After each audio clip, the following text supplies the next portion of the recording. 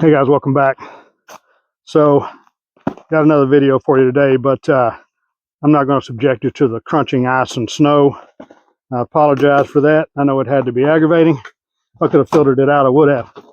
But today, we're going back to our cabin, and we're going to talk a few things over.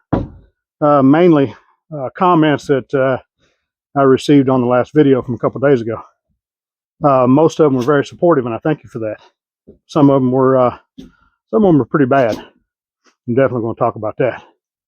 Let's get started. Yeah, it's snowing again for sure. I'm not sure what we're going to get, but hopefully not much. We can't stand much more, to be honest. Guys, if it keeps this up much longer, I am going to have to break out that winter camouflage that everybody's so concerned about. I get it. Woodland and snow does not mix. I understand that, trust me. But, you know, we'll save the white stuff and keep it white for when it matters. Hopefully it never does, but maybe it'll still be white when the time comes. Yeah, so there's that. But now, guys, first off, I really want to say thank you for all the support, for all the new subscribers. It really means a lot. I started this channel a few months ago just simply because I wanted to share some tips and tricks on everything from gunsmithing, shooting, reloading, preparedness. And I just did it so that I could share a little knowledge. I'm not sure what the deal is, but as I get older, I feel the need to, kind of teach a little bit. And to those that want the knowledge and appreciate it, I'm there for you. And to those who don't, hey, move on. You know, don't watch my videos just so that you can give me shit about it. I really don't want that. I'm not going to say something to somebody online that I wouldn't say to their face. I guess it goes back to if you don't have anything good to say, don't say anything at all. There you go. Whenever you look at the cover photo of a video on YouTube, you can kind of tell, if that's something you want to see. Or, I guess in some people's case, that's something they want to watch so that they can, give you hell about. Whatever. I really don't care. I don't care what your motivations are. If you're just going to be negative, I don't want to hear about it. So let's get that out of the way. Now, to those of you who gave me the solid feedback and all the support, appreciate it very much. I enjoyed reading those comments, and I read every one of them. I tried my best to respond to everyone, but honestly, I was spending way too much time on my phone addressing those comments. But I'm just going to give you a blanket statement right now. For the positive comments and for all the good feedback, I appreciate it very much. Thank you. So if you slipped through the cracks and I wasn't able to thank you online, I'm thanking you now. You know who you are. Okay, so some of the comments that we really need to talk about had to do with a very touchy subject, and that would be, of course, the draft. I got a lot of heated comments on that, and I'm not saying that those were necessarily all of those were the negative comments. A lot of them made very good points, and I get it. I understand the reluctance. I'm not blind to the state that the country is in today. I am older. I served my time in the Army.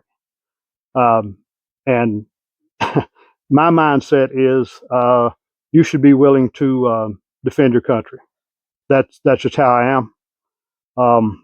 But I understand the reluctance for a lot of our young people. Times are not good right now as far as the economy. I get that. Prices are through the roof on a lot of things.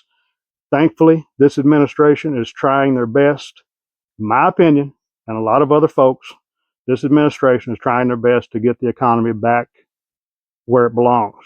And honestly, I'm holding out hopes that this year is going to be a big year for the economy. I pray that it is. All the drama that's going on in the world, I hope that takes a back burner or just gets completely shut off and this country booms this year. Nothing would make me happier. But we have to prepare in case it doesn't. That's one of the main reasons I made the video the other day. trying to get people aware, trying to make people understand that they need to prepare. Nobody knows what's going to happen. And that is the scary part. Worst case scenario, that's what you got to prepare for. Only makes sense. Now, back to some of the negative comments. I'm not going to have someone call me, an idiot or a moron or whatever for doing what I do, for, preparing.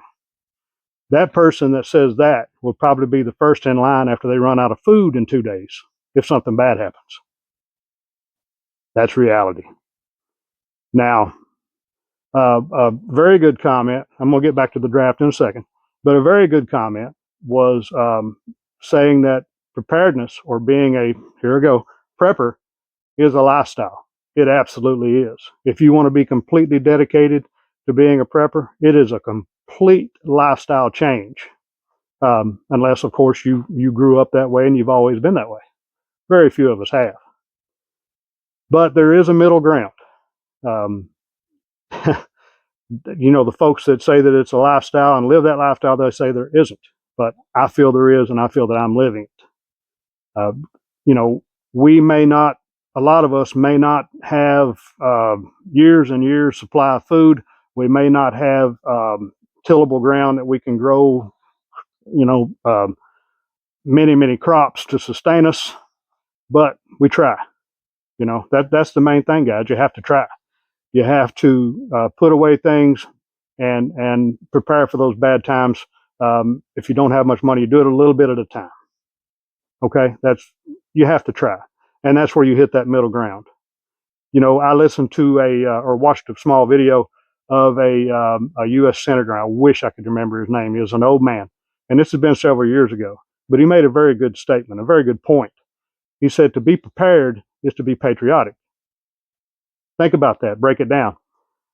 What he meant by that was that if you're prepared and something bad happens, well, you will not be taking up resources that other folks may need. Some people that didn't prepare. So, stands to reason. If you're prepared, you are being patriotic to the extent that you won't be needing the help that the government can provide, and it will go to somebody else that really needs it. That has stuck with me through the years. I make that statement, anytime somebody asks me why I do what I do. Okay, now back to the draft.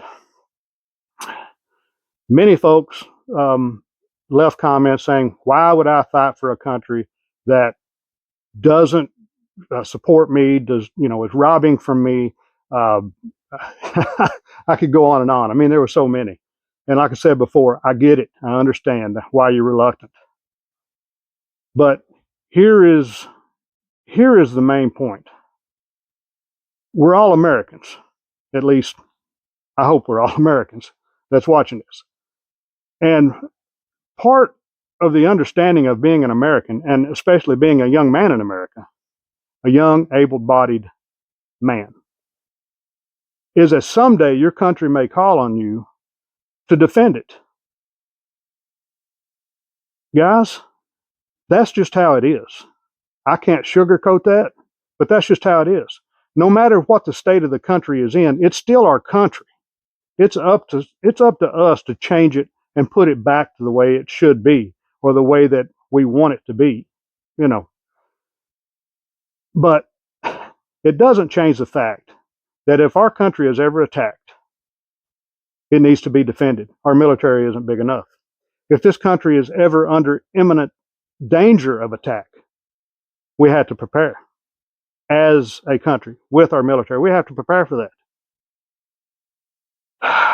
We are a very different country. Our folks are in a very different mindset than they were in World War II. Imagine if during World War II, the attitude of our country was what it is today with a lot of our people. I don't know. I don't think we would have made it out of that one. And I'm pretty sure we'd all be speaking Deutsch. That's German. Or maybe Japanese. I don't know. But I don't think we would have made it out the way we did. Guys, that is scary. Now, Hopefully the draft is never needed. I don't like it. Don't want you to think that I do. But it has to be there. The option has to be there if we are to keep our country, if it ever comes under attack or if it is in danger. But another wrinkle in all of that is our NATO allies in Europe. If they are attacked, we swore, signed the contract, so did every other NATO nation, saying that we would answer the call and we would help them. Simple as that. Now, all of that, please hear that. Please understand that that's just the way it is. None of us can change that. So, guys, if you wish to live in this country, if you wish to, um, you know, be an American, understand that that has a price tag, or it has the potential price tag. I'm sure I'll screw up the saying of hard times make hard men, easy times make easy men, and it keeps going. Or soft men. I told you I'd mess it up, but you get the point. You've heard it before. And right now, and the last few years, we've certainly been in soft times, easy times, making those soft men. Guys, it's time. You're gonna have to toughen up. A lot of you. It's only for your own good. Now there are a bunch of patriotic young men out there. God bless you. Thank you. Thank you for supporting your country. I pray that you never have to answer that call for a draft. I pray that we never get into a foreign war. And I certainly pray that our country is never attacked. But guys, if it ever is, you have to answer the call. We have nowhere else to go. We have to protect our country with its many flaws that once again is up to us to fix. We have nowhere else to go, guys. The draft is a necessity. It has to be an option. Period. Wish it wasn't. There you go. Let's put a period on that draft comment thing, okay? Wow. You know, when I made that video the other day and I was talking about the draft, in my mind, I think that I'm explaining it. And then whenever I rewatch it, and I've already released that video into the wild, I realize that I really didn't get my point across or the way I felt about it. I hope I just did. And thank you for listening to me rant. I appreciate it. Now, okay, there is just one other little thing, and that's Tucker Carlson. Guys, some of you gave Tucker hell. I mean, I get it. He brings it on himself sometimes with some of his commentary, some of his views. I understand, and believe me, I do like Tucker. I do not agree with every single thing that he says. Um, I don't think anyone agrees with everything anybody says, but I do enjoy listening to his commentary most of the time. I do learn from the guests that he has on. These are folks, that is brought in from whatever area they're talking about. These are the inside men and women. They know what's going on. And that's the great thing about podcasting and folks that do the interviews like that. You're hearing from people that you would never hear from during, a mainstream media newsfeed. You wouldn't. So I think all these guys that are doing these podcasts, that are doing them for the right reasons, I think that they are definitely helping us out with getting our news, and I commend them all. Thank you. So I am watching the Iran situation pretty closely. Not sure what to make of it right now. We certainly have a lot of our ships and hardware stationed in an area that we can do some stuff if we need to or want to. Honestly, I don't know what's going to happen there. So, I'm not going to speak too much about it.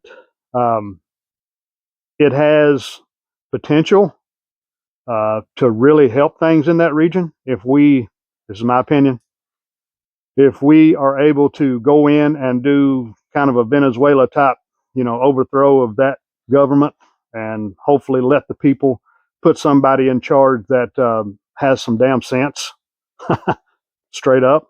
I think that the people, the Iranian people, are starting to wake up to the fact that really we're not their enemy. The leadership in Iran have used us as that great Satan thing to rally the people behind them. I think they're waking up to the fact that that's just not true. So, whatever we can do to help them become free, short of putting a bunch of our troops on the ground, I don't support that at all. But if we can manage somehow to help those folks be free, and hopefully they would appreciate that and be friendly to us, that would be a great ally in the region.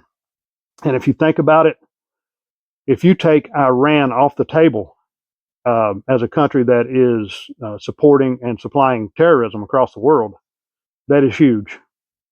So it's a win-win for us, like I said, as long as we don't lose American lives doing it. Now, we've got a lot of smart people in Washington right now. We've got a lot of smart people wearing the uniform. They figured it out for Venezuela. I'm sure they got plans and contingencies for Iran. We'll just have to wait and see what happens. So that's that. Guys, again, thank you very much for the support you showed me. Thanks to all of our new subscribers. I really do appreciate you. And just one more little thing. I want to tell you that anytime that I make a video, it's going to be something that I just want to show you guys. I want to pass along a tip for this or that, whatever. Maybe some news comes out that I'd like to get your feedback on. I'll make a video. I am not the guy that puts up a page or the advertisement for a video that's clickbait. If you click on one of my videos, if you choose to watch one of my videos, know that at least I felt that it was important. So I'm not going to waste your time. I'm going to try my best not to waste your time. I know that's how I feel whenever I watch a video. So, guys, that's it. Thanks again for your support. Thanks for watching this video today. Stay safe out there. Talk to you later. Till next time.